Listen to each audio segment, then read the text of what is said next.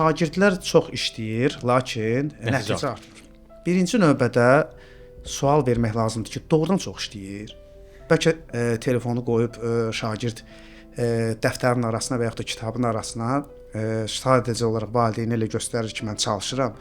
Valideyn içəri daxil olanda telefonu bəlkə gizlədir. Yəni biz də şagird olmuşuq. Bizim də bəzən fikir yayındı, vaxtlar olub. Düzdür, bizim vaxtımızda smartfonlar bu şəkildə geniş yayılmamışdı.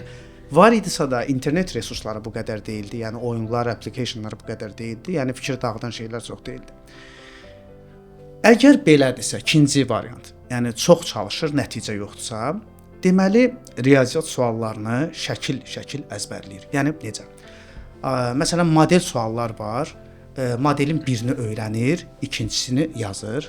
O birisini internetdən baxır və yaxud da süni intellektdən öyrənir və yaxud da müəllimdən öyrənir, fərq eləməz. İkincisini yazır və heç birini özü düşünüb həll etmir.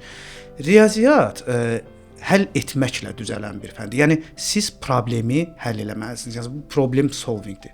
Necə ki, alqoritmlər informatikada da belədir, proqramlaşdırmada da belədir, riyaziyyatda da eyni vəziyyətdir.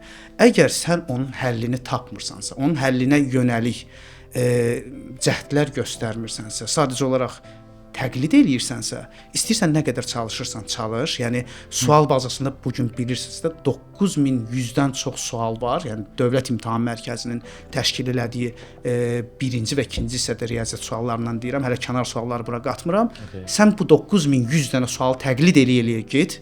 İmtahanda da sənin nəticən 50-nin keçsə, 50% keçsə yaxşıdır.